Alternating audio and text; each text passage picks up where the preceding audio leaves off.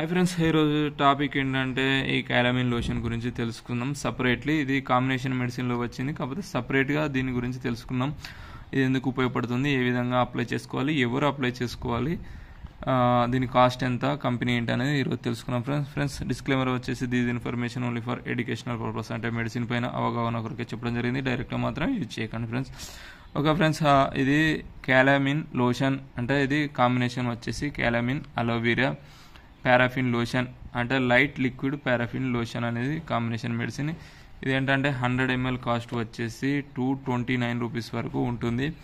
ఇది ఏంటంటే TLS company వారు మ్యానుఫ్యాక్చరింగ్ చేయడం జరిగింది. GCUS ప్రొడక్ట్స్ ఇది.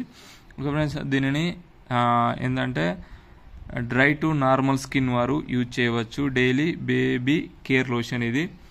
దీని మెయిన్ యూజెస్ ఏంటంటే ఇది ఓటీసీ డ్రగ్, అంటే ఓవర్ ది కౌంటర్ డ్రగ్, అంటే డైరెక్ట్గా కూడా తీసుకోవచ్చు. ఇది ఎక్స్టర్నల్ యూజ్ మాత్రమే.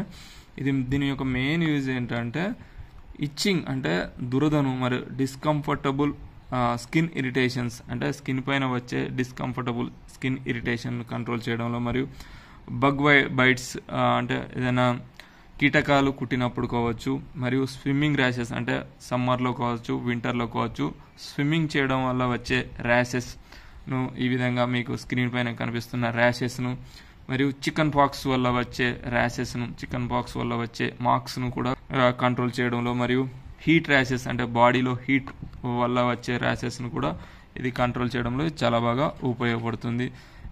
మెయిన్ యూజ్ వచ్చేసి స్కిన్ పైన వచ్చే ఎటువంటి అలర్జీ కండిషన్స్ అయినా కానీ ఎక్స్టర్నల్గా ఇది తగ్గించడంలో చాలా బాగా ఉపయోగపడుతుంది ఫ్రెండ్స్.